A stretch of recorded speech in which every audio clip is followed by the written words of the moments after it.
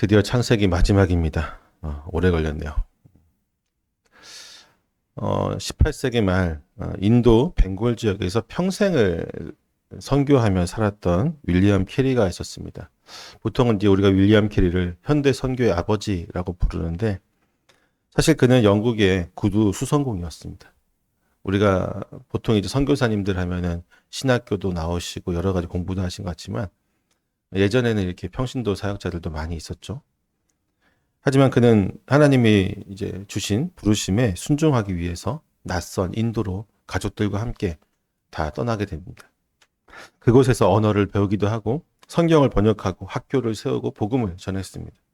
근데 그의 삶을 보게 되면 평탄한 적이 거의 없었어요. 참 여러 가지 힘든 어려움들이 있었습니다. 가난이 있었고 병이 있었고 가족의 죽음과 또 주변 사람들의 조롱과 실패가 있었습니다. 하지만 그는 마지막까지 포기하지 않았던 사람이었습니다. 그는 언제나 한 가지 확신 속에서 살았는데 그것은 바로 하나님은 반드시 그의 약속을 이루실 것이다 라고 하는 어떤 그의 좌우명 같은 거죠. 그 확신이 그를 움직이게 했던 것 같아요. 아무리 힘들고 어려워도 하나님께서는 나이가 약속하셨고 우리와 약속하셨고 그 약속을 반드시 이루실 것이다 라고 하는 그 확신이 그를 좌절하지 않게 만들었던 것입니다. 1834년 윌리엄 캐리가 죽음을 맞이할 때 제자들이 그에게 마지막 유언이 무엇이냐고 물었습니다. 그러자 윌리엄 캐리가 뭐라고 얘기하냐면 내가 죽은 후에 나를 기억하지 마라. 오직 하나님이 얼마나 신실하신 분이신지를 기억해라. 이게 잘 드러난 게 그의 묘비에는 뭐라고 새겨졌냐면요. 이게 쓰여져 있습니다. 한 벌레, 쓸모없는 종 윌리엄 캐리. 오직 하나님의 은혜로 살았다. 그의 인생이 되게 초라해 보이죠. 하지만 그가 남긴 말은 오늘날까지도 전 세계 선교의 불씨로 남아 있습니다. 그는 자신을 남기지 않고 오직 하나님의 약속을 남겼던 사람이었죠. 오늘 우리가 마지막으로 볼 요셉의 생애가 그렇습니다. 애굽의 총리로서 세상의 부귀와 명예를 모두 누렸지만 그의 마지막 말에는 권세나 재산에 대한 언급이 없습니다. 내가 이만한 권세를 이었는데 내 권세를 누가 대신 가져가고 몇째는 나의 재산을 배분해서 이렇게 얘기하고 그런 것이 없 자신의 권력과 재산에 대한 언급이 전혀 없습니다. 그는 오직 단 한 가지 하나님이 당신들을 반드시 돌보시리라고 하는 약속의 확신만을 남기고 있죠. 그리고 자신의 해골을 메고 올라가 달라고 명령합니다. 요셉은 죽음 앞에서도 약속을 붙잡은 사람이었고 자신의 뼈마저 언약의 증거로 삼는 믿음의 사람이었습니다. 그에게 죽음은 끝이 아니라 하나님이 이루실 새 역사의 시작이었던 것이죠. 오늘 우리는 요셉의 마지막 장면을 통해서 세상의 성공보다 더 귀한 유산, 하나님의 신실하신 약속을 믿는 믿음의 유산을 배우고자 합니다. 한번 가볼까요? 창세기 기자는 요셉이 죽음 직전까지의 삶을 매우 간단하고도 의미심장하게 기록하고 있습니다. 그러면서 그의 생애가 하나님의 은혜로 덮여진 해피엔딩이었음을 보여주고 있습니다. 요셉은 이스라엘 가족과 함께 애굽에 거주하면서 110세를 살았다라고 22절에서 얘기하고 있죠. 그의 마지막 세대는 에브라임과 므낫세의 자손들을 품는 것으로 마무리되고 있습니다. 요셉의 이름이 이제 무슨 뜻이냐면 이제 더하다는 뜻이에요. 요셉은 무언가를 더하다. 실제로 그의 말년에 하나님은 그에게 복을 많이 더하여 주셨습니다. 권세와 영화를 더하여 주셨고 형들을 용서한 아름다운 신앙과 영적인 축복이 더하져서 무엇보다도 그에게 장수의 복을 주셨습니다. 더하여 주셨습니다. 본문은 요셉이 110세를 살았다고 그의 나이를 공개하고 있는데 이제 이미 그 전에 그의 아버지 야곱부터 해서 아브라함까지 110세를 넘게 사는 사람들이 너무 많이 있으니까 110세가 굉장히 왜 이렇게 조금 살았지라고 생각할 수도 있는데 사실 그렇지가 않죠. 110세면 장수한 겁니다. 특히나 요셉이 지금 살았던 지역이 어디인가를 보면 돼요. 요셉이 지금 어디서 살고 있죠? 애굽에서 살고 있잖아요. 애굽에서 고대 이집트 문헌에서 보면요. 110세는 가장 이상적인 수명이었습니다. 이집트인들은 110세를 사는 것을 신들의 총애를 받아 누릴 수 있는 가장 완벽하고 축복된 수명으로 여겼던 것이죠. 여러 문학 작품이나 요비에서 온전한 삶을 마쳤다는 증표로 이 110세라고 하는 말들이 이집트 고대 문헌에서 계속 사용되고 있습니다.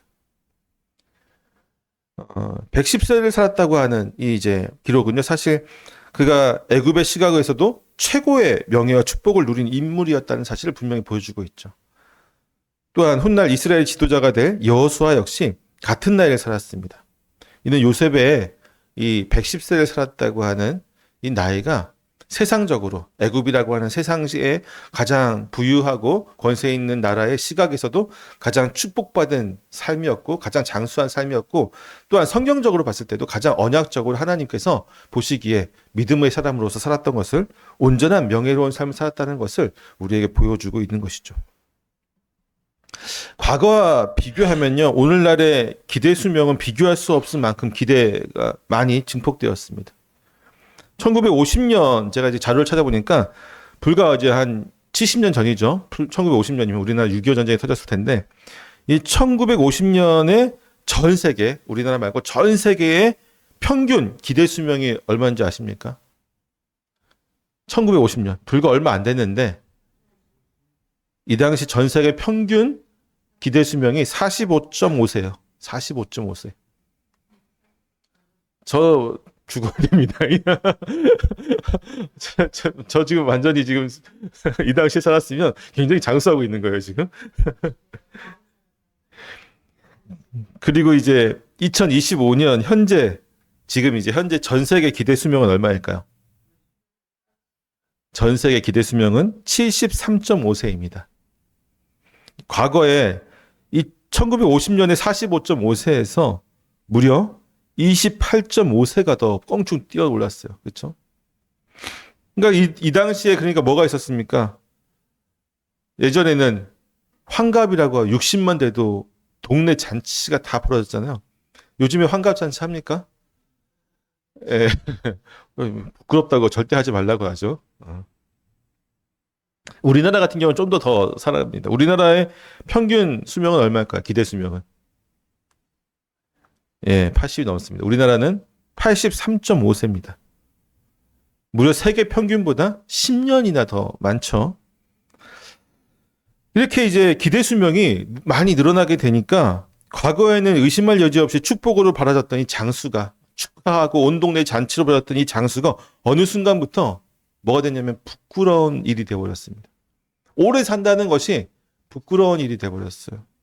특히 노년에 대한 경제적인 준비를 충분히 하지 못해서 자녀들에게 부담을 주는 경우나, 늘어난 수명만큼 수많은 질병으로 인해서 자신은 물론 주변 사람들까지 힘겹게 하는 경우에 스스로가 이 오래 사는 것에 대해서 자랑스럽게 느껴지지 않는 거죠. 부끄럽게 느껴지는 것입니다. 심지어는 몸과 마음과 더불어서 모든 기능이 쇠약해지고 있는 가운데 시대는 너무 빠르게 발전하고 있잖아요. 스마트폰부터 해서 과학과 기술이 너무나 빠르게 발전하고 있는데 여기 내가 전혀 적응을 하지 못하고 있는 스스로의 모습에 대해서 자괴감을 느끼기도 합니다. 쓸모없다고 느끼는 것이죠. 때문에 언약 안에서 그리고 세상 가운데서 모두의 축복이 되었던 요셉의 장수의 삶은 오늘날 우리의 삶에도 깊은 고민을 남겨주고 있습니다. 요셉은 아까도 얘기했지만 애굽이라고 하는 세상적인 관점에서도 완벽한 삶이었고 축복된 삶이었고, 하나님의 언약 백성의 삶에서도 축복된 삶이었습니다.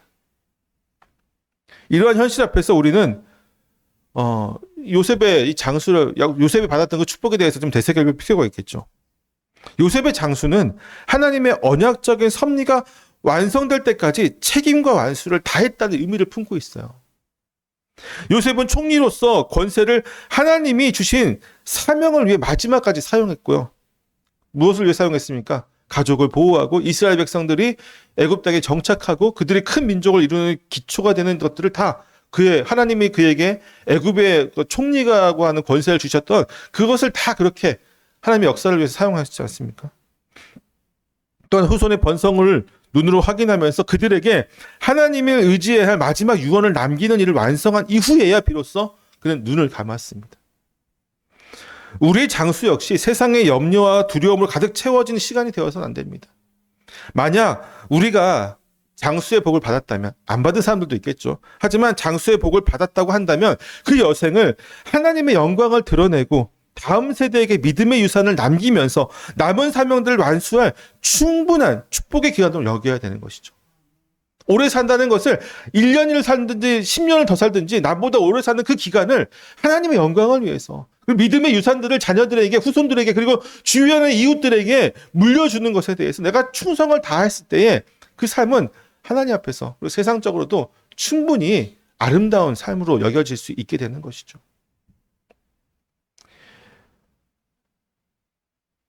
일부 학자들은 또 이렇게 번역하기도 합니다. 이렇게 또 해석을 하기도 하는데, 이거는 뭐 특기에서 한번 제가 여러 가지 주석을 찾다가 한번 발견돼서 갖고 온 건데, 요셉의 나이가 아까도 얘기했던 110세였잖아요. 이 110세가 아브라함, 이삭, 야곱의 수명과 연결되는 상징적인 수명, 어떤 숫자의 패턴이다라고 하면서 이제 하는 사람도 있어요. 어떻게 계산을 하냐면, 아브라함이 175세를 살았죠. 그래서 7 곱하기 5의 제곱 하면 175가 나옵니다. 그럼 이삭은 얼마 살았을까요? 이삭은 180세를 살았습니다. 이건 또 어떻게 계산하냐면 5 곱하기 6의 제곱. 그리고 야곱의 수명 147세는 3 곱하기 7의 제곱. 앞에 5 곱하기 7 곱하기 3 이거 다 빼고 뒤에 5의 제곱, 6의 제곱, 7의 제곱을 더하면은 110세가 됩니다.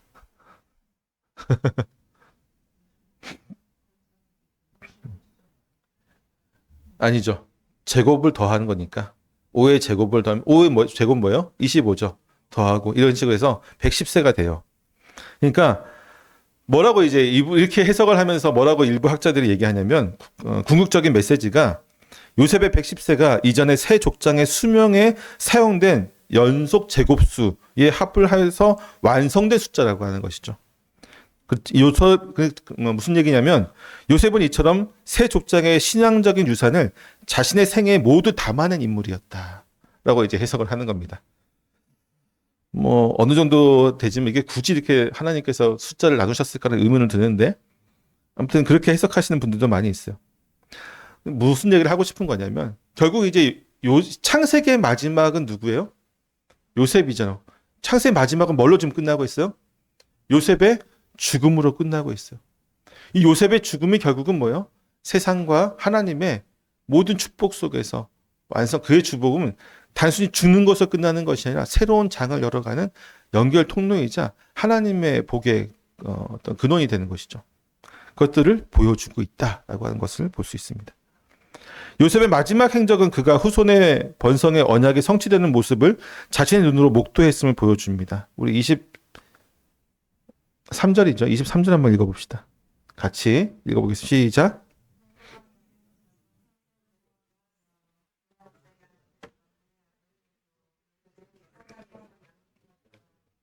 아멘. 자, 에브라임 자손의 몇 대까지요? 3대. 증손자에다가 현손까지 본 것 같죠? 이는 온전한 삶을 살았다는 더없는 큰 기쁨이죠. 하나님의 특별한 은혜가 있었습니다. 자손들이 번성하는 것을 본인이 하나님한테 받은 사명들이 어떻게 지금 이루어져 가고 있는지를 눈으로 생생하게 지금 보고 있었던 것입니다.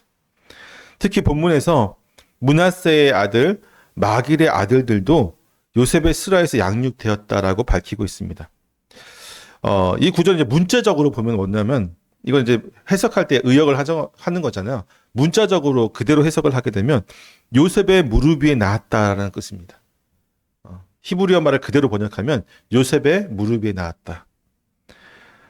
무슨 뜻이냐면요, 갓 태어난 아기를 무릎 위에 올려서 자신의 자녀로 입양했다라는 의미를 가지고 있습니다.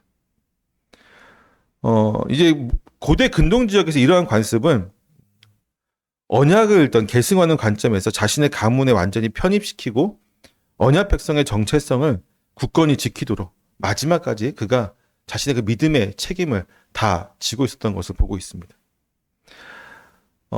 사실 이 마길이라고 하는 사람은 누구냐면요, 이름이 이제 팔린 자라는 뜻이야. 팔린 자. 좀 이상하죠. 아들 이름을 팔린 자라고 한다는 것 자체가 조금 이상한데, 팔려갔던 요셉이 이제 요셉의 이제 생명을 더해서 후손을 입양하는 자가 되었다고 하는 어떤 그런 의미로 해석해 볼 수가 있겠죠. 마귀를 팔린 자였는데 요셉이 팔린 자였잖아. 애굽이 팔린 자였는데 그가 마귀의 후손들을 자신의 무릎 위에 얹혀놓고 자신의 자녀들로 입양하는 과정 속에서 하나님의 그 섭리를 우리가 분명히 볼 수 있습니다.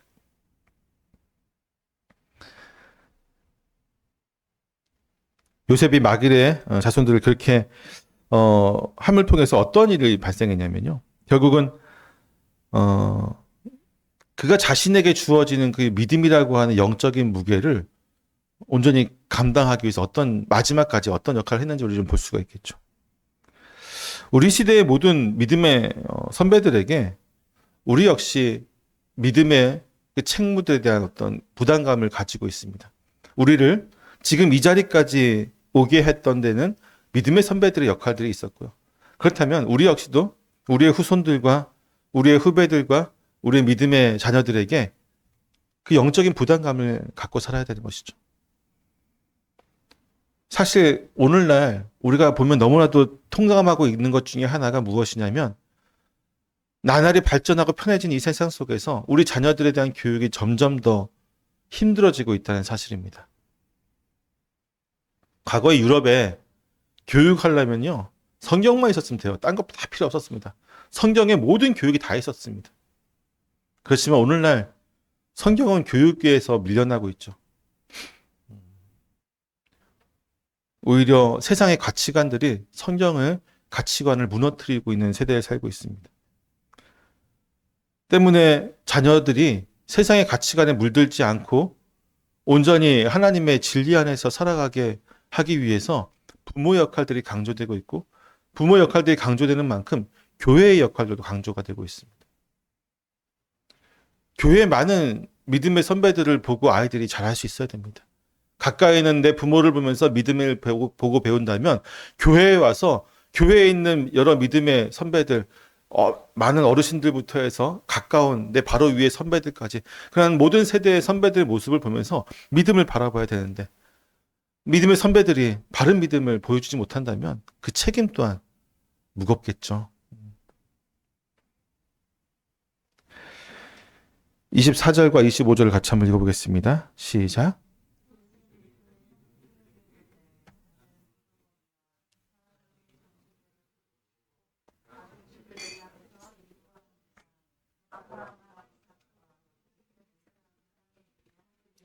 하고 요셉이 또 이스라엘 자손에게 맹세시켜 이르기를 하나님이 반드시 당신들을 돌보시리니 당신들은 여기서 내 해골을 메고 올라가겠다 하라 하였더라. 아멘. 요셉은 자신의 죽음이 임박했을 때에 애굽의 총리로서의 권세나 재산에 대한 유언을 남기지 않았습니다. 대신 이스라엘 자손들에게 두 가지 핵심적인 언약적인 당부를 남깁니다. 요셉의 마지막 말은 그의 삶 전체를 관통하는 하나님 중심의 신앙 고백이었습니다. 이는 형제들을 향한 어떤 면에서는 위로가 될 수도 있는 어떤 사명이었는데 첫 번째는 그거였죠. 하나님이 당신들을 돌보시리라. 주권적인 위로를 형제들에게 전하고 있습니다. 본문을 보게 되면 결국 요셉보다 형제들이 좀 더 살았던 것 같죠. 형제들의 후손들도 있었던 것 같은데 24절에서 이렇게 선언합니다. 요셉은 나는 이제 죽을 것입니다. 그런데 하나님이 당신들을 돌보시고 당신들을 이 땅에서 인도하여 내사 아브라함과 이삭과 야곱에게 맹세하신 땅에 이르게 하시리라고 하는 어떤 유언과 위로를 포함한 선언을 하고 있습니다. 이 말씀은 요셉이 자신의 힘이 아닌 하나님의 주권을 전적으로 의지했음을 보여주고 있습니다. 그러니까 내가 남겨진 힘으로 너희들은 잘 살아라가 아니죠. 누가 돌보신다고요? 하나님이 돌보실 것이다 라고 하는 믿음과 확신을 담고 이야기하고 있어요. 여기 돌보시고라고 이제 번역된 단어가 하나 중에 뭐냐면 히브리어가 파카드라는 단어인데 파카드. 이 동사가 무슨 얘기냐면 가장 강력하게 강조된 형태, 돌보다는 말을 가장 강력하게 강조된 형태의 동사가 파카드라는 거죠. 그러니까 한글 성경으로는 그냥 돌보시고라고 하지만 히브리 성경에서는 강하게 아주 강권적으로 지금 돌보시고 하나님이 주권적으로 너희들을 강하게 붙잡아서서 너희들이 아무리 발버둥 쳐도 벗어날 수 없도록 돌보실 것이다. 마치 그런 거 제가 이 본문을 해석하고 하면서 어떤 이미지를 머릿속에 떠올렸냐면요. 갓 태어난 어린아기를 속삭이로 꼼짝 못하게 돌돌 말잖아요. 얼굴만 딱 나오고 온몸이 딱 이렇게. 왜 그런지 아세요? 이 아이들이 아직 이 신체가 발달되지 않기 때문에 이게 자기 멋대로 움직이거든요. 자기가 생각한 대로 움직이는 것이 아니라 그것들이 이제 아이들이 그래서 불안하게 하고 특히나 잠을 못 잡니다. 잘 깊게. 몸이 멋대로 움직이니까 깊게 못 자고 바로 깨기 때문에 아이들이 푹 자고 평온함을 유지하기 위해서 속삭이로 꽁꽁 아주 꼼짝도 못하고 도요매는데 이 부분을 제가 보면서 그런 생각 이미지가 들었어요. 하나님이 그렇게 우리를 돌보시는구나. 우리가 멋대로 악을 행하고 멋대로 하나님께 대적하고 멋대로 주위 이번 사람들에게 피해를 입히는 그런 우리가 되지 않도록 하나님께서 주의 백성들을 사랑하는 자에게는 꽁꽁 묶으셔서 하나님의 사랑으로 우리를 돌보시는구나. 이스라엘 백성은 곧 요셉이라고 하는 방패를 잃고 고난의 종살이에 들어가게 될 것입니다. 우리 역사를 보면 그렇게 나오죠. 400년 동안 종살이를 하는데 이때 요셉은 그들의 불안을 신앙으로 이겨낼 것을 권면하고 있어요. 하나님께서 그들과 맺은 언약을 잊지 말고 고난의 현장을 결코 외면하지 않고 찾아오실 그 하나님을 기억하라고 하는 것이죠. 결국 이스라엘이 백성이 애굽에서 400년 동안 종살이하면서 그들이 기다렸던 건 이거예요. 우리를 돌보시는 하나님 언제 찾아오십니까? 그것을 잊지 않았던 것이죠. 그들은. 그리고 그들이 하나님께 부르짖었을 때 결국은 하나님께서 모세라고 하는 종을 보내주십니다. 요셉은 자신의 죽음 이후에도 이스라엘 백성이 애굽의 힘에 의존하는 길을 거부하고 하나님의 약속만을 의지함을 가르치고 있는 것이죠. 만약 정말로 여러분 생각해 봤을 때 요셉이라고 하는 인물이 죽고 나서 이스라엘 백성이 애굽이라고 하는 화려한 이 나라에서 정착하길 원했고 또 그들의 문화에 동화되길 원했다면요. 400년이라는 시간은 충분히 이들이 애굽의 한 주축이 될 수도 있었던 시간이었을 것입니다. 하지만 그렇게 하지 않았죠. 그들은 끝까지 자신들의 믿음을 고집했습니다. 하나님의 약속을 고집했습니다. 그리고 돌아갈 날을 기다렸죠. 그랬더니 요셉에 대해서 모르는 왕이 나왔을 때 그들에 향해서 우리의 백성이라고 느끼지 않고 뭐라고 느낀 거예요? 위협으로 느끼잖아요. 위협이 된다고 느끼니까 동화되지 않고 계속해서 저렇게 있으니까 위협이 된다고 느끼니까 어떻게 해요? 결국 무거운 세금을 물리고 종살이하게 만드는 거죠. 요셉은 이스라엘 자손에게 또 이렇게 얘기합니다. 하나님이 당신들을 돌보실 때에 자신의 해골을 메고 올라가겠다고 맹세하게 만듭니다. 그냥 내 해골을 메고 가라고 얘기하지 않습니다. 하나님께서 당신들을 돌보실 그때에 내 해골을 메고 올라가라. 요셉은 야곱의 유언에 따라 자신 역시 하나님의 언약으로 주어진 그 땅에 장사되기를 원했지만 지금 당장 그곳으로 가라고 요구하지 않습니다. 이것은 뭐냐면 하나님께서 반드시 이스라엘 백성들을 모두가 다 애굽에서 나오게 출애굽을 하게 할 것을 믿음으로 알고 있었기 때문에 그날까지 자신의 뼈가 자신의 그 육신이 사라진 육신이 이스라엘 민족의 어떤 언약의 상징이 되기를 원했던 것입니다. 요셉은 아버지에게 맹세했듯이 이제 형제들에게 더 강하게 맹세를 이행할 것을 요구하고 있습니다. 이는 훗날 이스라엘의 지도자가 될 그의 후손들에게 언약의 땅 가나안만이 그들의 영원한 기억임을 각인시키는 것이죠. 요셉의 해골, 이 해골은 이스라엘 후손들에게 출애굽 여정의 필수적인 목적이 되었고 하나님 약속이 반드시 성취될 것을 보여주는 표징이 되었던 것입니다. 한마디로 얘기하면 요셉은 자신의 시신마저도 죽음 위의 시신마저도 하나님의 믿음을 보증하는 어떤 표징으로 삼고 있었던 것이죠. 마지막까지도. 우리는 요셉의 해골이 애굽의 그 석관에 갇혀 있었던 것처럼 때로는 세상의 고난과 염려라고 하는 현실의 석관에 갇혀 있을 때가 많이 있습니다. 우리의 삶에 예상치 못한 고난과 질병, 경제적인 어려움 등의 노예 상태에 빠졌다고 생각할 때 우리는 쉽게 하나님의 약속을 잊어버리고 눈앞에 불안에만 매몰될 때가 많이 있습니다. 이러한 현실 앞에서 요셉의 유언은 우리에게 파카드의 믿음을 강요하고 있습니다. 뭐라고 했어요? 파카드? 강권적으로 돌보신다.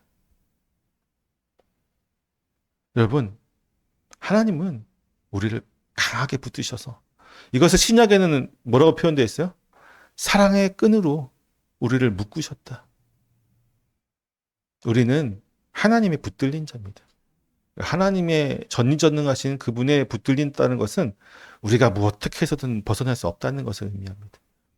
이게 구속으로 느껴지십니까? 예수님은 이것을 구속이라고 하지 않고 자유라고 하셨습니다. 너희가 진리 안에서 자유하라.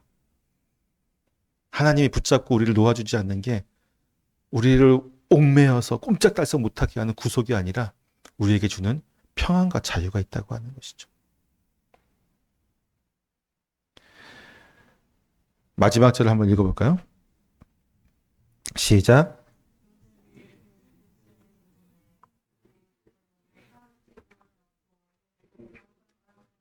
아멘. 이 마지막 절은 요셉의 생애와 창세기의 장엄한 이야기를 마무리하고 있습니다. 요셉이 110세에 죽어서 애굽에서 향으로 처리되고 입관되었다. 한 위대한 신앙의 영웅의 마지막 모습이 보여지고 있습니다. 지난번에도 야곱의 죽음에서도 얘기했지만 이 향 재료를 넣고 입관되었다라고 하는 표현은 뭐라고 했죠? 기억나세요? 미라로 만든다. 요셉 역시도 야곱처럼 미라로 제각이 되었던 것 같아요. 당연하겠죠. 애굽에서 두 번째 권력을 가지고 있었던 사람인데 당연히 최고의 예우로서 아주 정성스럽게 미라로 제작이 되었던 것 같습니다. 이때 요셉의 몸이 안치된 관을 가리키는 히브리어 단어는 아론이에요. 아론. 관. 그러니까 애굽에서 입관하였더라 해서 이 관이 이제 아론이에요. 히브리 말로. 이 단어는 후일에 십계명의 두 돌판에 새겨진 언약궤를 가리키는 데도 사용되어지기도 합니다. 후대 유대 전승, 그러니까 성경책 말고 유대 전승에 보면은 이 두 아론을 병행해서 놓고 있어요. 즉 광야에서 이스라엘 백성은 두 개의 궤를 아론을 가지고 다녔는데 궤를 가지고 다녔는데 하나는 죽은 사람의 요셉의 뼈를 담은 관이었고 다른 하나는 살아계신 하나님의 언약을 담은 아론이었다. 이 두 개의 아론을 가지고 있었다라고 전승은 전하고 있습니다. 때문에 이 전승은 한 곳에 안치된 죽은 자는 다른 곳에 안치된 명령을 성취했다라고 가르치고 있어요. 그러니까 쉽게 더 설명을 하자면 요셉의 관이 하나님의 하나님의 명령, 언약의 계명이 있는 이것을 성취하는 곳에 나아갔다고 하는 것이죠. 다시 한번 얘기하면 요셉의 삶 전체를 통해서 하나님의 계명에 충실했고 그의 죽음조차도 언약을 성취하는 표징이 되었다라고 하는 것입니다.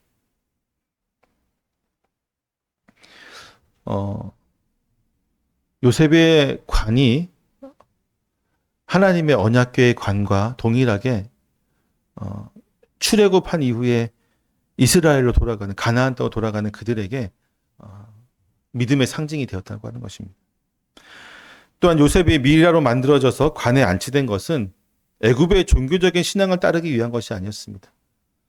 어떻게 보면은 마치 요셉이라고 하는 믿음의 사람이 하나님의 백성으로서 유대의 방식으로 장사되지 않고 애굽의 방식으로 장사되었기 때문에 그가 마지막에 신앙이 변질되었나라고 생각할 수도 있겠지만 그런 것이 아닙니다. 요셉은 이미 후손들에게 출애굽할 때에 자신의 해골을 가지고 떠나라고 이야기했잖아요. 그렇죠? 요셉의 몸이 미라로 보존된 것은 이스라엘 백성이 노예 생활을 하는 동안 그의 뼈가 부패하지 않고 언약 이행의 상징물로 남아야 했기 때문이었을 것입니다. 요셉은 자신의 육신을 화려한 애굽의 영광에 남기는 것을 거부하고 후손들의 믿음을 보존하고 또 믿음으로 약속했다가 상기시키는 언약의 도구로 사용하였습니다. 때문에 히브리서 기자는 뭐라고 고백하냐면 믿음으로 요셉은 임종시에 이스라엘 자손들이 떠날 것을 말하고 또 자기의 뼈에 대해서도 명하였으며라고 말하고 있어요. 요셉의 마지막 행동이 장차 부활할 믿음과 영원한 약속의 땅을 바라보는 위대한 신앙의 고백이었다고 하는 것입니다. 요셉의 해골이 애굽의 석관에 갇혀 있다는 사실은 이스라엘 백성들에게 우리는 이 땅에 영원히 머물 자들이 아니다라고 하는 경각심을 심어주었고 하나님의 약속을 향한 간절한 소망을 품게 하였던 것이죠. 우리 역시 요셉의 본을 좀 받아야 되지 않겠습니까? 우리의 삶을 소망의 표지로 남겼으면 좋겠습니다.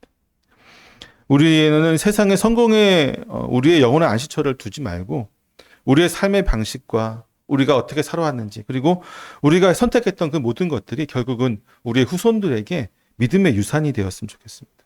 살아있는 증거가 되는 것이죠. 매 순간 자녀들과 또 믿음의 형제 자매들이 함께 모여서 어떤 선택을 할 때에 우리의 선택이 본이 되는 것입니다. 이럴 때에 세상은 이렇게 선택하지만 믿음의 사람은 이렇게 선택하는 것. 세상의 안식이 아닌 하늘의 기업만을 향한 소망을 매일 고백하는 저와 여러분 되시기를 축원합니다. 창세기는 요셉의 관이 애굽에 있었다라고 하고 이제 마지막에 이야기하고 있는데 이 마지막 단어는 지금 이것을 읽고 있는 독자들에게 현재 이스라엘 상황을 보여주고 있습니다.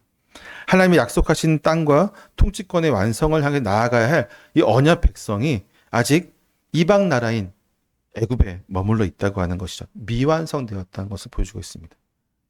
결국 이것은 어디로 나갑니까? 출애굽이라고 하는 애굽에서 나아가는 것을 향해서 좀 나아가고 있는 것이죠. 에덴 동산에서 시작된 하나님의 어떤 통치와 그 나라가 역사가 결국 이제 바벨탑을 통해서 세상의 역사로 나아가고 아브라함 이후에 땅을 주시겠다는 아브라함 이후에 땅을 주시겠다고 하는 그 약속으로 나아가서 그 땅은 결국 출애굽을 통해서 완성되어지는 것이죠. 결국 요셉의 죽음은 창세기의 끝을 알리는 동시에 약속의 성취를 향해 나아가는 출애굽의 새로운 역사를 시작하고 있는 곳이기도 합니다. 계시의 역사는 하나님의 나라가 완성되는 그날까지 계속 진행될 것이지만 우리는 그 시점에서 우리가 사용되어지는 또 우리를 사용하시고 우리를 통해서 역사하시는 하나님을 바라보아야 할 것입니다. 창세기가 애굽이라고 하는 마지막 단어로 끝났음으로써 우리에게 출애굽의 사명을 부여했듯이 우리는 이 세상에서 안주하면 절대 안 되겠죠. 우리의 삶의 목적은 애굽에서 안락하게 사는 것이 아니라 하나님 나라의 완성을 향해서 나아가는 것입니다. 다른 말로 하면 우리는 이 땅에서 편안하게 먹고 자고 하면서 이 세상의 문명들을 즐기며 살아가는 것이 우리의 목적이 되어서는 안 되고 언제나 어느 순간이든지 하나님이 부르시는 그곳을 향해 나아가는 우리의 삶이 목적이 되어야 되겠죠. 오늘 이제 마지막 이제 창세기의 부분을 통해서 요셉의 마지막 모습은요. 어떻게 보면 한 개인의 죽음일 수 있겠지만 결국 그 죽음을 통해서 하나님의 신실하신 언약이 미래를 향해서 영속적이고 또 어떻게 이어지고 있는지 그리고 그의 삶을 통해서 하나님 어떻게 역사하실 것인지를 보여주고 있습니다. 요셉은 세상 최고의 권력을 가졌고 이집트의 이상적인 수명을 누렸으며 족장 시대에 장엄한 종교를 상징했던 인물이었습니다. 그럼에도 불구하고 그는 자신의 죽음 앞에서 권세나 재물이 아닌 오직 하나님의 약속만을 붙들고 후손들에게 유언을 하고 있습니다. 우리는 요셉의 마지막 유언을 통해서 세 가지를 좀 기억했으면 좋겠어요. 첫 번째는 우리의 삶을 언약 성취를 위한 책임이 있는 삶으로, 장수의 삶으로 채우기를 원합니다. 아까도 얘기했듯이 요셉의 110세는 단순히 어떤 오래 살았다는 기록이 아니에요. 그것은 하나님의 언약적인 섭리가 완성될 때까지 책임과 사명을 다한 삶이었습니다. 우리가 받은 삶도 마찬가지예요. 이 중에서 누군가는 100세를 넘으실 분도 계실 수도 있고 누군가는 그보다 짧은 인생을 살 수 있겠지만 그 삶이 아무리 길다 할지라도 언약과 하나님의 언약으로 채워지는 삶이 아니라면 가치가 없겠죠. 세상으로부터 하나님으로부터. 하지만 그보다 짧을지라도 그 삶이 요셉과 같은 삶이었다고 한다면 하나님께서 인정하는 삶이 되겠죠. 요셉처럼 우리의 삶의 모든 권세와 시간을 언약의 도구로 사용해서 이웃과 공동체에 영원한 축복을 증명하는 저희 모습이 되기를 소망합니다. 또한 두 번째로 고난 속에서 예수 그리스도의 십자가를 돌보심의 믿음으로 완성하는 저희가 됐으면 좋겠습니다.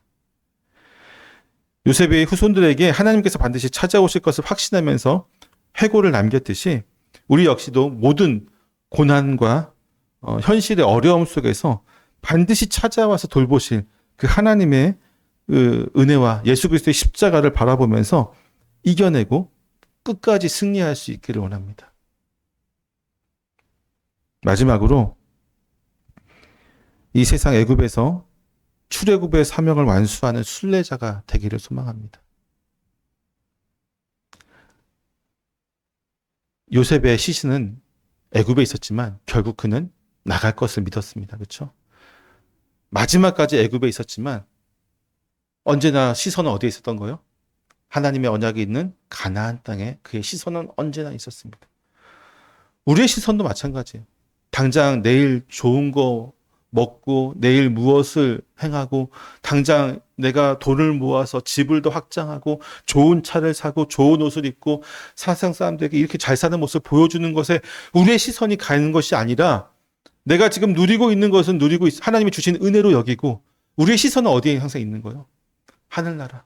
하나님의 온전한 축복, 하나님이 계신 그곳, 우리가 참된 행복을 누릴 수 있는 그곳에 우리의 고향이 있는 그곳에 우리의 시선은 항상 고정돼 있어야 하는 것이죠. 무엇을 입을까? 무엇을 먹을까? 아니, 더 좋은 것을 입을까? 더 좋은 것을 가질까? 하는 것은 결국 우리의 시선을 자꾸 하늘에서부터 땅으로 끌어내릴 수는 생각밖에 되진 않는 것이죠. 물론 우리가 더 좋은 것을 입는 게 항상 우리로 하여금 믿음의 연약함으로 다가오는 것은 아닙니다. 때로는 우리가 생각지도 못하게 좋은 것을 하나님이 입혀주실 때도 있어요.